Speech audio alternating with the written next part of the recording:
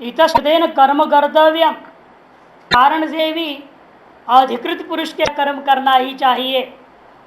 जगत चक्र प्रवृत्ति हेतु ही कर्म, कि जगत रूपी संसार चक्र है, इसके प्रवृत्ति का कारण ही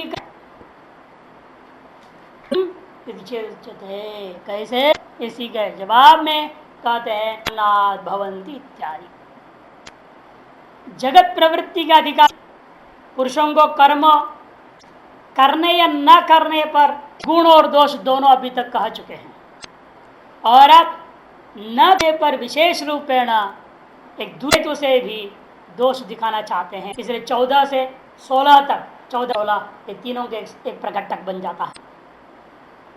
इसे 4 से 16 तक पूरा लेंगे। 13 श्लोकों प्रकट है कर्म प्रधान प्रकटक के लिए। अधिकृत पुरुष को कर्म करना ही चाहिए अनेक प्रकार से, चौथा शुरू करके 16वें तक पूरे में लेंगे। 13 का एक प्रकरण ही है, फिर भी हम टुकड़े टुकड़े में भी समझा दिया, अलग अलग हेतुओं को अलग अलग प्रकार से भी हमने आपको बताया है। और अब ये अंतिम भाग बता रहा हूँ 14-15, ये 3 जो दिया गया है वह इसलिए कि न करने पर भी तंत्र के द्वारा दोष दिखाना चाहते हैं। अधिकृत पुरुषों के द्वारा कर्म करने पर जो क्या होता है उसे दूसरे हेतु की तरह निरूपण करना पूर्वोक्त हेतुओं की अपेक्षा से। अथवा ऐसा व्यवधान करते कर्म मोक्ष है, ये अभी तक कह दिए। 13 तक जो कहा गया है अभी तक जो है वो ये दिखाना चाहिए कर्म भी मोक्ष का साधन, निष्काम भाव से किया गया कर्म मोक्ष का साधन है, यह कह दिया अभी तक। और उसको भी प्रकार के अर्थवादों के द्वारा सुपुष्ट किया गया है, पूरा कल्प प्रकृति स्तुति और निंदा के द्वारा, है नहीं, ये हमने बता दिया। और अब क्या करने जा रहे 3 श्लोकों के द्वारा, अब जगत की स्थिति का कारण भी कर्म में निरूपण करना चाह रहे। कर्म मोक्ष का साधन भी है और स्थिति का भी साधन है, इसको निरूपण करने के लिए यह श्लोक ये 1 2 3 तीनों के तीनों 16 इकट्ठे लेना पड़ेगा। कि श्रुति कहती है तैत्तिरीयोपनिषद अन्धेव भवन्ति खल्विमानि भूतानि जायन्ते येन जातानि जीवन्ति इत्यादि सकल भूत उत्पन्न होते हैं। उस पर आधारित पर करे अन्नाद भवन्ति भूतानि पर्जन्यादनं भवः यज्जात् भवजन्यो यज्जः कर्म उद्भवः। अन्नाद भवन्ति भूतानि, अन्न से ही यह समस्त भूत उत्पन्न हैं, अन्न से समस्त उत्पन्न होते हैं। और अन्न कैसे बना है, पर्जन्याद अन्न संभव, परजन्य से जो है अन्न उत्पत्ति होती है। परजन्य इसका नाम क्यों पड़ा, परजन्य बाप का नाम परजन्य है, क्यों, पर सस्याधीन जनयति इति परजन्य, क्योंकि जो है पर सस्याधीन जननात् परजन्य। पर कौन है, ये जीव, ये सस्यादियों को पैदा करने वाला बादल, इसलिए उस बादलों का नाम जन्य नामक हो गया। पर का आकार है, परजन्य संज्ञा में प्रचोदराज को लेकर के रकारोत्तर आकार लोग है, पर जन्य इसलिए बना, परजन्य चाहिए था। पर इत्यादीन फलम जनयति या जननाद्वा परजन्य बनना चाहिए, के लोप करके परजन्य। जैसे पृषत उदरम प्रशोदर, तकार लोप करके आदि से गुण कर देते हैं प्रशोद, वो तो लोप कैसे हुआ, कोई सूत्र नहीं है, इसलिए गण ही बना दिया प्रशोदरादिगण। ऐसे कोई शब्दों को लोप करना है तो उन शब्दों को ले लिया जाता है, प्रशोदरादिगण आकृतिगण है। यहाँ पर भी परजन्य के रकारोत्तर दकार का जो है प्रशोदरादिगण मिले करके आकार का लोप कर देना, और परजन्य ये हल हो गया। पर वास्तव में था वो अदंत, पर सस्यादि जनना या सस्यादिर जननाद्वा इति जन्यः। मेघ संतति ही, मेघ संतति जो होता है छिन्ना पर नहीं लेना, मेघ संतति घना बादल, उसका नाम परजन्य। छिन्न बादल बरसात तो है नहीं, ये कहाँ से हमारे सस्यों को उत्पन्न करेंगे, हैं, इनको नहीं लेना, इसीलिए करते परजन्य का मेघ संतति वो परजन्य। परसर जन्नात् पर्जन्य मेघ संतति ही, ये इसका समझ लेना। और पर्जन्य कैसे बन गए, बादल कैसे बन जाते हैं, यज्ञात् भवति पर्जन्यो, यज्ञ से पर्जन्य होता है। यज्ञ करने से, नित्य होम करने से ये प्रकार कर रहे हैं लोग, करते भी है ना, श्रद्धा श्रद्धाद्यम अश्रद्धाद्यम देयम कर रहे हैं, काम चल रहा है, कुछ न कुछ तो आज भी चल रहा है संसार। और अनेकों जन्मों से किए हुए पुण्यात्म हैं तो उनके कर्मों के वजह से भी होते रहता है। और जितने भी आजकल लोग नहीं समझ रहे ना, ये किसी जन्म किए हैं, उसी पुण्य का फल भोग आप कर बैठे। अगर पुण्य नष्ट हो तो पाप प्रदान हो जाएंगे, तनर का दिन इसे स्वयं के कर्मों को फल कर रहे हैं। आज के जमाने में यदि भी ज्यादा यज्ञ नहीं हो, फिर भी बादल की कमी नहीं है, बारिश की कमी, तो फिर ये कैसे कर दिया यज्ञजन्य? इसलिए कहना पड़ता है जो आज नहीं भी कर रहे हैं फिर भी इस फल को जो उनके पूर्व जन्म कर यज्ञ का फल है वो क्षय हो जाए, फिर पुण्य क्षय हो गया, फिर ऐसे ही पैदा कर देंगे भगवान उसको काला हांडी में। काला हांडी जानते हैं कहाँ है? उड़ीसा के जहाँ में काला हांडी, जहाँ भी पैदा नहीं होता है, बस नाम नहीं, दर्शन नहीं होता, ऐसे दुर्दशा जगहों में भेज देंगे भगवान। अरब देश में भेज देंगे जहाँ काला बारिश होता, जिससे कुछ नहीं पैदा होता, जहरी अरबी बना देंगे आप, अरब के अरबी पुरुष बना देंगे। अरबपति तो होएगा नहीं, खाकपति बना रहेगा, तेरेगा और क्या करेगा, वहाँ बने नौकर बन के रहेगा, वो अरबपति होगा। जिसका पुण्य नष्ट हो गया वो कहाँ से अरबपति बने, वो तो नौकर बन के झाड़ू मारते रहेगा, बर्तन मरने करेगा। यहाँ से बाहर से बहुत लड़के जाते हैं, जितने पहाड़ी है सब विदेशों में ऐसे ही करते हैं, वह विदेश में काम कर रहे हैं, क्या करते हैं वहाँ झाड़ू पोछा बर्तन मलते ऐसे ही सब काम करते हैं। इसलिए यज्ञ पूर्व जन्म में किया है ऐसा पड़ता है जहाँ पर खूब बारिश हो रहा और कोई यज्ञ नहीं हो रहा। यज्ञ भवति पर्जन्यो यज्ञ कर्म समुद्भव, और यज्ञ कैसा होता है? कर्म से होता है, करने पर होता है। और कर्म कैसे आया आगे बताएंगे। वेद भाष्य अन्ना भुक्ता लोहित रेहत परिणता प्रत्यक्षम भवंती जायंत इति भूतानि, भवंती इति भूतानि जाय भूतानि, भवंती कर दिया जायंत भूतानि। अन्नाद माने माता पिता के द्वारा खाया हुआ, लोहित रेत परिणता जो शुक्र और शोणित के परिणाम को प्राप्त, पुरुष में शुक्र रूपेण स्त्रीत रूपेण, उससे परिणत उनके संबंध से एक परिणाम रूप होता है। प्रत्यक्षम भवंती प्रथा को प्राप्त कर जाता है, जो उसी का भूतानी जायंती थी। कौन सारे हैं लोग, वो कैसे आया, कहाँ से आया? पर्जन्याद वृष्टे अन्न अन्न संभव, वृष्टि पर्जन्य में वृष्टि से बारिश से क्या हुआ? अन्न संभव, निष्ठित समास है वहाँ, अन्न से संभव अन्न संभव अतिरिक्त्यर्थः अन्न की उत्पत्ति हुआ है। जीव अन्न से पैदा हुए, अन्न बारिश से पैदा हुआ, और भवति पर्जन्य, यज्ञ से पर्जन्य उत्पन्न होता है, यज्ञ से पर्जन्य। और सीधे दूसरे ढंग के यज्ञ नहीं, और अलग अलग यज्ञ होते हैं ना। यज्ञ तो आज भी देखो यहाँ होते, भंडारा क्या है? यज्ञ, अनेकों खिलाया जा रहा है, अन्नदान है ना, अन्नदान भी एक यज्ञ, दान भी एक यज्ञ, धनदान है ना, दक्षिणा भी देते साथ में 10-20 नोट देने, वो भी एक यज्ञ। खाना पीना कपड़ा सब अनेक प्रकार से, इष्ट पूर्त दत्त 3 प्रकार का, इष्ट अग्निहोत्र आदि बता दिया। पूर्त क्या है? ये धर्मशाला वगैरह बनाना, बड़ा बना रहे ना लोग, धर्मशाला बना देते हैं, आश्रम बना रहे, कमरे बना रहे महात्माओं के लिए, ये सब पूर्त में आया। और दत्त दान पुण्य करते हैं, प्याउल बना देते हैं, लोग पिए जाएं। प्रकार को यज्ञ के ही नाम से इष्ट पूर्त कर्मों के नाम वैदिक की सिद्धांत में स्वीकार किया गया है। इसलिए उन सारे को लेना है। यज्ञ हो रहा है आज भी इस तरह के बहुत सारे कर्म विदेशों में हम थोड़े करते हैं। जब कभी बड़ा आपातकाल आ जाए तो क्या करते हैं? अरबों डॉलर आता है विदेशों से, कपड़ा लत्ता पैसा खूब इतना देते हैं। ऐसी स्थिति में तो पूछो ही मत, खूब खुल के देते हैं लोग वहाँ विदेशों में। वहाँ आपत है, सुमारी लहर हुई थी जब, भूकंप वगैरह होता है, देखिए कितना आता है विदेशों से, बहुत आता है। भले नेता पैता खा जाते हैं सारे, जनता तक ना अलग चाहिए, लेकिन आता तो अरबों में। ये वहाँ की विशेषता है, लोग दान देते, खूब दान करते हैं ऐसी स्थिति। तो इसीलिए वहाँ कोई की कमी नहीं चीज की, पर्जन्य वहाँ भी खूब हो रहा। इसे अग्नौ प्रास्तावुति सम्यक आदित्यमुपतिष्ठ आदित्याज्जायतिर्वृष्टेरन्नन्ततः प्रजाः इति स्मृते है। मनुस्मृति 3:4 मैंने पिछले श्लोक में समझाते हुए था। 68 से 75 तक देखने को है अध्याय का पूर्व प्रकरण के लिए। 68 से 75 तक का ये 76वां है। देखो 76 बिल्कुल स्मृति में भी है, जैसे वहां है वैसे यहाँ भी ले रहे, श्रुति में भी ऐसे क्रम से आपको सारी चीजें मिलते हैं। अग्नौ प्रास्त आहुति ही, अग्नि में डाला हुआ आहुति। अग्नि से क्या है, वह अग्नि ही नहीं, वैदिक अग्नि, स्मार्त अग्नि भी हो सकती है, लौकिक अग्नि भी हो सकती, सभी का जाठ राग्नि भी हो सकता है। किसी में डाला हुआ जो आहुति गादित्य प्रतिष्ठित है, अपूर्व रूपेण आदित्य तक पहुंच, बताएंगे इसमें भास्कर व्याख्या करते हुए।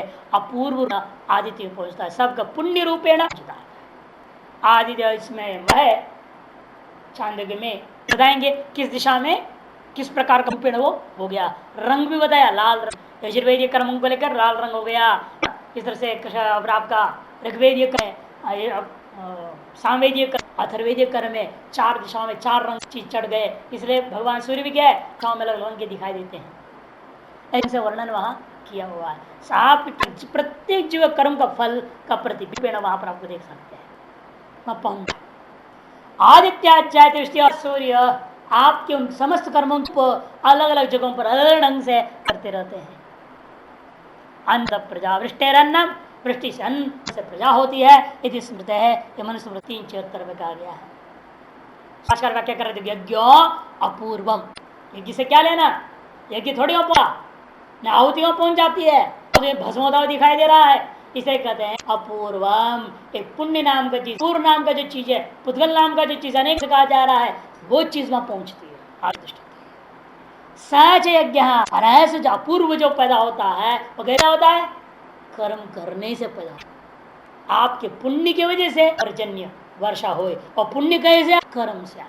इसे यज्ञ शब्द से स्थूल यज्ञ को भी हम नहीं ग्रहण करेंगे। यहाँ भाष्यकार यज्ञ शब्द से आप सीधे अपूर्व को ले लो, पुण्य को ले लो, बस पुण्य की बारिश हुई ऐसा। और पुण्य कैसा, कर्म से हो गया। कर्म वेद से कहे होता, लौकिक कर्म से नहीं। वो अगले श्लोक कर्म ब्रह्म उद्भवम, यज्ञ कर्म समुद्भव ऋत्विज यजमानयोश्च व्यापार कर्म। कर्म किस कहते हैं, ऋत्विज और यजमानों का सम्मिलित जो व्यापार शेष है उसका नाम कर्म है।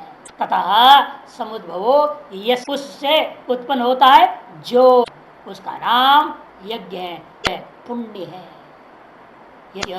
अपूर्व से अपूर्वस्य उसका नाम यज्ञ है, जो कि कर्म से उत्पन्न। बहुब्री समास कर दिया, क्यों हो गया, क्या याद आ गया, यज्ञस्य पूर्वस्य स यज्ञ कर्म समुद्भव। वह यज्ञ क्या है, उसे वह पूर्व, वह पुण्य, वह पुण्य कर्म से उत्पन्न होता है। वह कर्म को कहां से प्राप्त हुआ, कौन से कर्म करने से होता है, ये स्पष्ट करने के लिए अगला श्लोक आरंभ होता है। कर्म ब्रह्मोद्भवम विद्धि ब्रह्माक्षर समुद्भवम तस्मा सर्वगतम ब्रह्म यज्ञे प्रतिष्ठितम। कर्म ब्रह्म, ब्रह्म करने से वेद, वेद ब्रह्म पैदा हो, कर्म पैदा हुआ, वेद ब्रह्म से कर्म होता है। कर्म विहित है, वेद रूपी नहीं, कर्म विहित होने से कह दिया उत्पन्न होता है कर्म। और वेद कहां से आ गए, ब्रह्म माने वेद अक्तुभवम, परमात्मा से साक्षात श्रुतियां देंगे। तस्मात् इसलिए सर्व ब्रह्म नित्यम यज्ञ चित्तम, यह जो वेद को भी कह दिया सर्वगतम ब्रह्म ने वेद, सर्वगत जो वेद है नित्य उस पुण्य में प्रतिष्ठित है।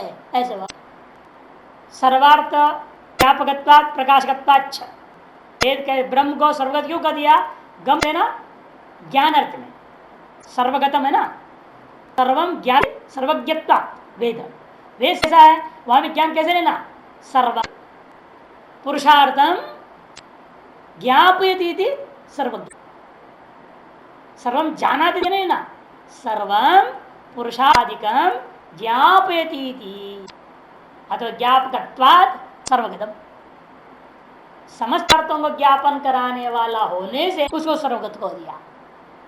अथवा सर्व पुरुषार्थों का प्रकाश करने से, प्रकाश गम धातु के ज्ञान को हम क्या लेंगे, प्रकाश पर लेंगे। गम का अर्थ हो गया ज्ञान, ज्ञान का अर्थ हो जाएगा प्रकाश, सर्व प्रकाश सर्वार्थ प्रकाश हो गया। सर्वगतम प्रगतत्वात् सर्वगतत्व ने सर्वार्थ प्रकाश का सकल पुरुषार्थों का प्रकाशक होने से सकल पुरुषार्थों का ज्ञापक या सर्वगत पुरुषार्थों का होने से इस वेद को सर्वगत गया, सर्वगतम ब्रह्म। और वो पुण्य में प्रतिष्ठित है, कैसे कह रहे हो? उल्टा काम हो रहा है ना। पुण्य में प्रतिष्ठित कैसे हो जाएगा? वेद में विहित कर्म करने से पुण्य पैदा होता, वेद में विहित है कर्म करने से पुण्य हुआ, और उस पुण्य में प्रतिष्ठित कह दिया आपने। ये कैसे हो गया उल्टा? जिसमें जो पैदा होता है उसमें पैदा करने वाला कहां से प्रतिष्ठित हो जाए? कारण कहां से कार्य में प्रतिष्ठित? किस प्रकार से? कहते होता है जैसा पुत्र के पिता प्रतिष्ठित कहा जाता है, पिता पुत्र में प्रतिष्ठित है। लक्ष्य कहाँ प्रतिष्ठित है? सेठों के जेब में प्रतिष्ठित है ना। दीजिए उपमा दे, उद्यमस्ता सदा लक्ष्मी प्रतिष्ठित। हाँ, श्रीधरी अंतिम पंक्ति श्री का अंतिम पंक्ति का अंतिम हिस्से में देखो, उद्यमस्ता सदा लक्ष्मी प्रतिष्ठिता। ये दृष्टांत समझना। जे उद्यमस्था, उद्यम समझने, उद्यम कौन करता है? कर्म करने वाले, मेहनत करने वालों के अंदर ही लक्ष्मी टिकी रहती है। के पास नहीं आती लक्ष्मी, दर दर आती है। मेहनत करने वाले हैं उनमें ही लक्ष्मी रहती है। उद्यमस्था लक्ष्मी प्रतिष्ठिता। अर्थात लक्ष्मी वो उद्यम करता है, जिसके पास लक्ष्मी है वही तो काम करेगा, खाएगा, खाएगा तो काम। लक्ष्मी नहीं तो खाएगा कहाँ से, करेगा कहाँ से? अभी लक्ष्मी के निमित्त है, फिर भी काम वाले में लक्ष्मी प्रतिष्ठित है कि काम कर, फिर लक्ष्मी को ये चक्र चलता है ना। तद्वत यहाँ पर भी है, वेद से भी थे कर्म, कर्म करने कर पुण्य मिला, पुण्य से फिर आपको उत्तरकांड में क्या होता, फिर ब्राह्मण जन्म मिला, फिर वेद को आप प्राप्त कर, ये चक्र चलता है। इसलिए कह दिया वेद पुण्य में प्रतिष्ठित है। वर्णाश्रमियों के द्वारा कर्तव्य कर्माणि वेद एवं विधाधिकार रूपेण कर्मों को वेद ही विधाता है, और विहित उन कर्मों को करने से पुण्य उत्पन्न होता है, और पुण्य की वजह से वो फल प्राप्त होती है। फल प्राप्त होने आगे और इच्छा बढ़ती है, फिर वेद, फिर आगे करते हो, ये चक्र चलते ही रहते से वेद से पुण्य, पुण्य से आते वेद पुण्य में प्रतिष्ठित। भाष्य कर्म बोध भवम, कर्म ऐसा है ब्रह्म से उत्पन्न होता है। यहाँ पर ब्रह्म वेद सा उद्भव कारण यस्य, वह है कारण इसका, किसका? कर्म का। इसे क्या कह दिया? ब्रह्मोद्भवम कह दिया। तत्कर्म ब्रह्मोद्भवम विद्धि, मैंने जाने ही ऐसे जानो। ब्रह्म पुनः वेदाख्यम अक्षरोद्भवम, वह ब्रह्म जो वेद है वो कैसे पैदा हुआ, वो कहाँ से प्रकट हुआ? कहते वो जो है अक्षर समुद्भवम, अक्षर से उत्पन्न होता है, वो अक्षर से उत्पन्न होता है। उसके लिए मुख्य पढ़ लेंगे बृहदारण्यकोपनिषद को। अस्य महतो भूतस्य निश्विषितम वेदो यजुर्वेद सामवेदो अथर्वांगिरसः इत्यादि श्रुतियां ले रहे हैं। मधुसूदनिकार देखिए पूरा मंत्र दे रहे हैं। अंतिम शब्द इस पन्ने में अस्य तथा च श्रुति अस्य महतो भूतस्य निश्विषितम एतद् यजुर्वेद सामवेद अथर्वांगिरस इतिहास पुरा उपनिषद श्लोकाः सूत्राणि व्याख्यानानि अस्यै वैतानि निशानीति। सब निश्वास के समान है। अस्य महतो भूतस्य, महा सकल का कारण है। विश्वसित निश्वास के समान निश्वास से समझो। यह जो ऋग्वेद यजुर्वेद सामवेद अथर्वांगिरस, और इतना ही नहीं, सारी चीजों गिना दिया। इतिहास पुराण उपनिषद श्लोक सूत्र व्याख्यान सारी चीज उसके निश्वास के सभास रूपेण उत्पन्न पदार्थ है। प्रमाण बृहदारण्यकोपनिषद का, जिससे कि आप कर रहे हैं कि वेद ब्रह्म से उत्पन्न, अक्षर तत्व से उत्पन्न है। अस्य अक्षर से प्रशासन गार्गी है, इस ब्रह्म को अक्षर शब्द से कह दिया गया है। उसी बृहदारण्यकोपनिषद में अतएव अक्षर शुद्ध ब्रह्म परमात्मा, जिसके निश्वास रूपेण यह वेद अनास ही प्रकट होने से ताता है, वह नित्य अपौरुष है। क्या स्थापित होता है इससे? नित्य अपौरुषित्व कि ब्रह्म से आ गया का मतलब क्या? कि पुरुष से बनाए हुआ नहीं है, तो अपौरुषित हो गया और विस्थापित हो गया। ब्रह्म भिन्न रूपेण था, सदा ही था वो। तो नित्यत्व और अपौरुषित्व स्थापित श्रुति ये कहती है ब्रह्म से, निर्गुण निराकार ब्रह्म से निश्वास के समान। निश्वास का मतलब क्या है? यहां से ही प्रकट हो गया। कैसे प्रकट हो गया? तब कहेंगे सोपाधिक मायावचन जो चैतन्य ईश्वर है, उसके तरफ परिकल्पित जो ब्रह्मा है उसके हृदय प्रकट हो गया।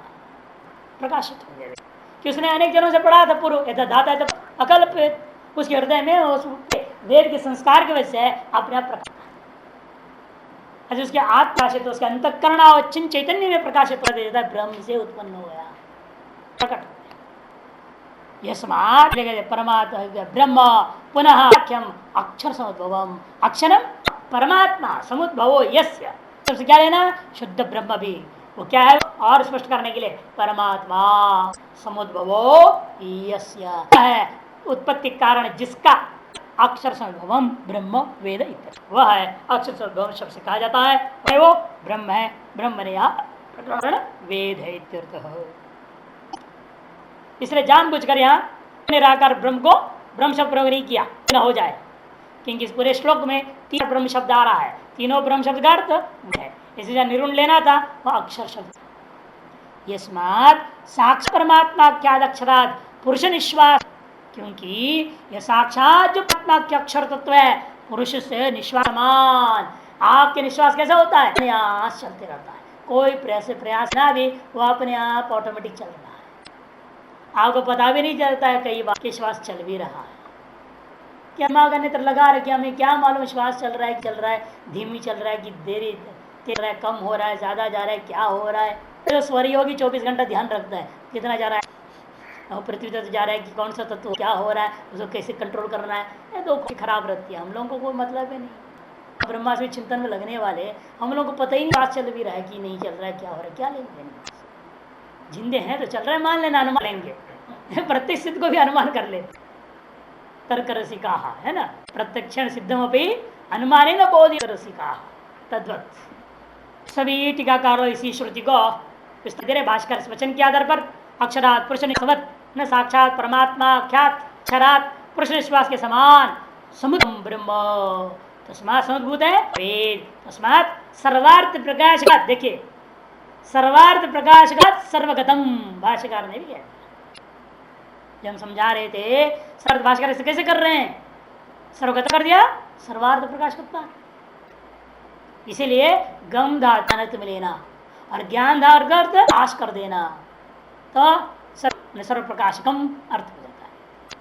इसलिए भाष्यकार कर दिया सर्वार्थ प्रकाश, सकल पुरुषार्थों में प्रकाशन करने वाले होने से वह सर्वगत है, वेद को सर्वगत कर दिया। गौतम अपनी सन नित्यम सदा यही प्रधानत्वात् यज्ञ प्रतिष्ठितम, इस प्रकार से सर्व प्रकाशकत्वेन सर्वक होने पर भी वह नित्य ही सदा ही यज्ञ विधि प्रधान, यज्ञ प्रतिष्ठितम अपूर्व विधियों प्रधान रूपेण करने के कारण से इसको कहा जाता है वह अपूर्व में ही प्रतिष्ठित है। यद्यपि वो सर्वार्थ प्रकाशकत्व ना सर्वव्यापक होने के बावजूद भी फिर हम क्या करते, अपूर्व में प्रतिष्ठित है। जैसे नारद ने पूछा ब्रह्म कहाँ है, भूमा कहाँ रहता है, सर तुम्हारे क्या जोते, स्वे महिमनी नवा महिमनी, अपनी महिमा मान लो, महिमा में रहता है कहो, या नहीं रह कहीं कहो, जो सर्वव्यापक इसको कहीं रहता कैसे कह सकता हूँ, लेकिन एक से कह दिया जाता है अमुक जगह है, कहाँ, आपके हृदय की गुफा में है, अंगुष्ठ मात्र पुरुष कह दिया, और दूसरी तरफ कहेंगे सर्वव्यापक, तो उद्धि का दृष्टिकोण से कह दिया ना, आपको आस रूपेण ब्रह्मानुभूति कहाँ हो सकती है, इसलिए वहां आपको कह दिया वहां प्रतिष्ठित। उसी प्रकार यहाँ पर कह रहे हैं वेद को अपूर्व में प्रतिष्ठित है, जैसा को उद्यमस्थ पुरुष में प्रत्यय कर दिया,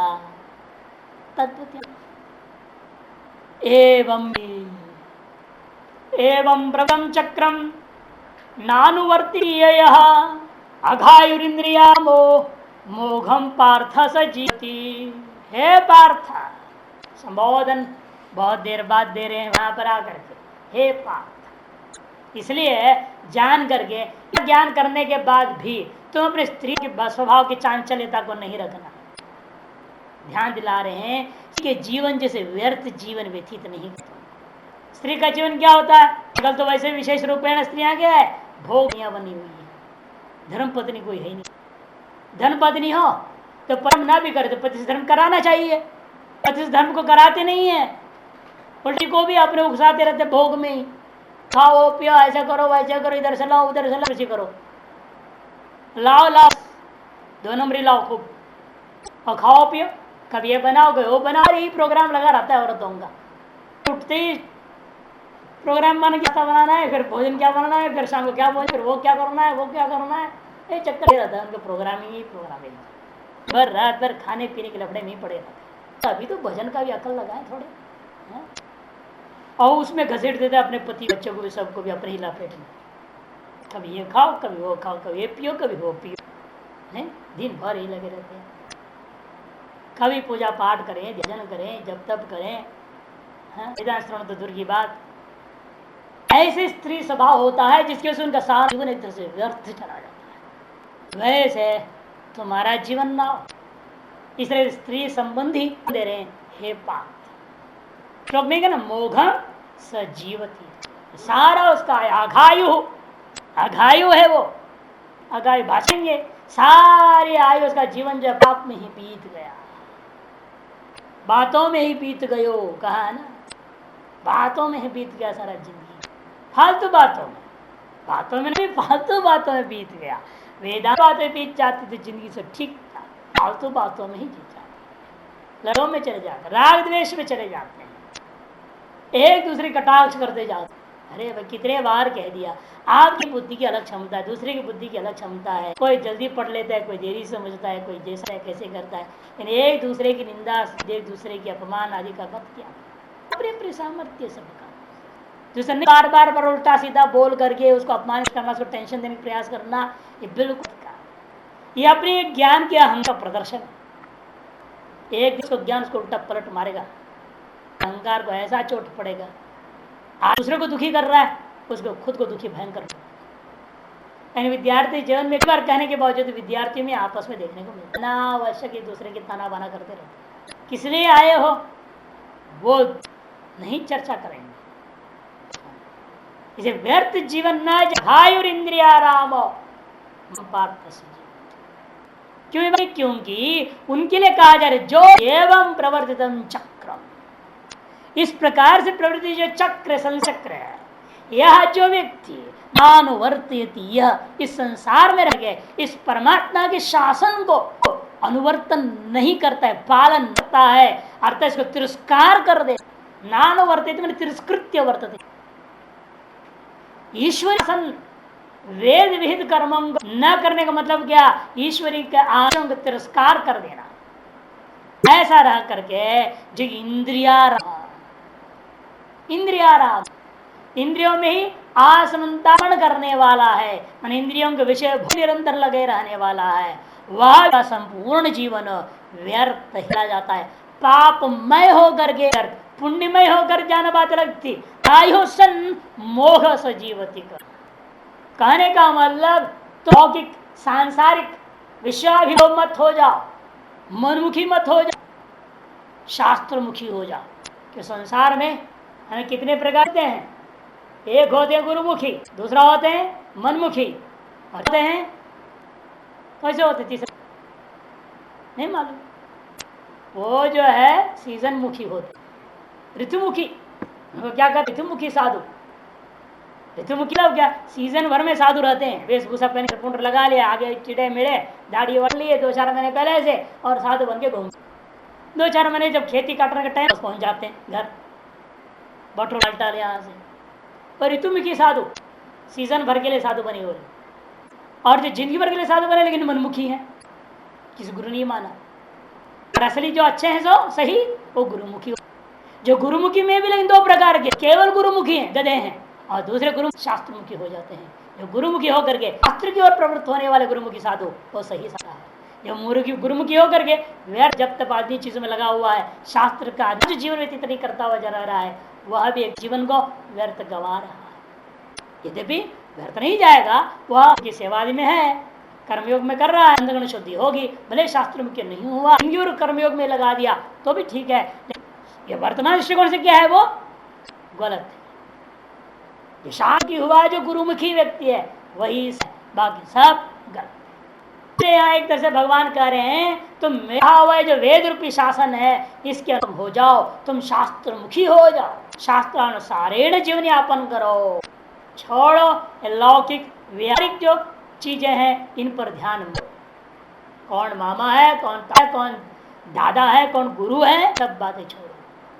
शास्त्र जो कह रहा है वर्णाश्रमानुसार जो कर्तव्य इस समय में वह समयानुसार उस समय को ध्यान रखता हुआ वह करो, ये उसका तात्पर्य। एवं मन इत्थम ईश्वर वेद यज्ञ पूर्वकम जगत चक्रवर्तितम, क्योंकि मत स्त्री का स्वभाव है, स्त्री का स्वभाव है। वैसे तो व्यर्थ जीवन मत गवाओ, ये इसका लक्ष्य इसलिए संबोधन में पाठ आया।